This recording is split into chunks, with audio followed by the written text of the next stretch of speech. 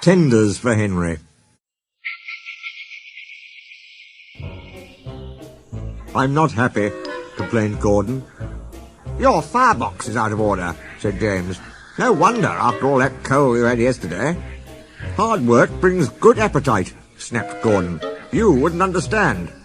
I know, put in Duck brightly. It's boiler ache. I warned you about that standpipe on the other railway, but you drank gallons. It's not boiler ache, protested Gordon. Of course it is, said Henry. That water's bad. It furs up your tubes. Your boiler must be full of sludge. Have a good washout. Then you'll feel a different engine. Don't be vulgar, said Gordon huffily. Gordon backed down on his train, hissing mournfully. Cheer up, Gordon, said the Fat Controller. I can't, sir. The others say I've got boiler ache, but I haven't, sir.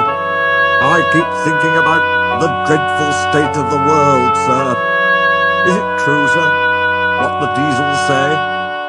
What do they say? They boast that they've abolished steam, sir. Yes, Gordon, it is true. What, sir? All my Doncaster brothers drawn the same time as me? All gone, except one. The guard's whistle blew, and Gordon puffed sadly away. Poor old Gordon, said the Fat Controller. If only we could. Yes, I'll ask his owner at once. He hurried away. Arrangements took time, but one evening Gordon's driver ran back excited. Wake up, Gordon! The Fat Controller's given you a surprise! Look! Gordon could hardly believe it.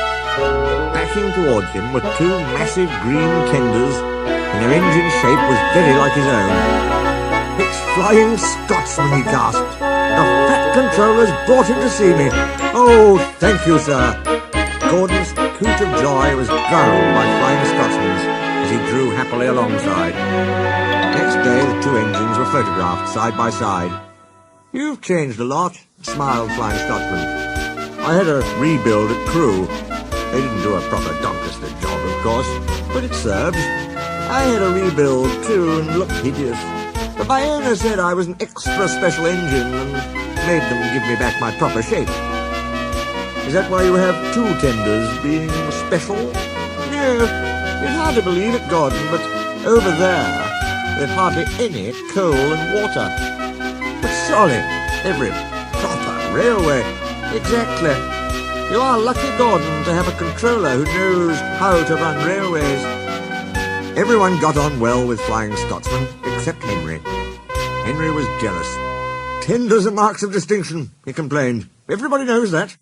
Why has he got two? He's famous, explained Duck and Donald. He was the second to go 100 miles an hour. Besides, the other railway has no coal and water. Pooh, sniffed Henry. I can't believe that.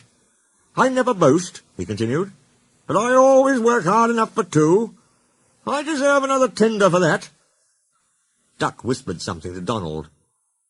Henry, asked Duck innocently, would you like my tenders? Yours? Exclaimed Henry. What have you got to do with tenders? All right, said Duck. The deal's off. Would you like 'em, Donald? I wouldn't deprive you of the honour. It is a great honour, said Duck thoughtfully, but I'm only a tank engine, so I don't really understand tenders.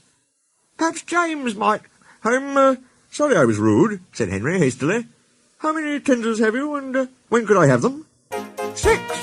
You can have them this evening. 6 lovely tenders, chortled Henry. What a splendid sight I'll be. That will show the others the sort of engine I am. Henry was excited. Do you think it'll be all right? He asked for the umpteenth time. Of course, said Duck. Just go where I told you, and they'll be ready. Meanwhile, word had gone round, and the others waited where they could get a good view. Henry was cheered to the echo when he came, but he wasn't a splendid sight. He had 6 tenders, true, but they were very old and very dirty. All were filled with boiler sludge. Had a good wash out, Henry?" called a voice. "That's right. You feel a different engine now." Henry wasn't sure, but he thought the voice was Gordon's.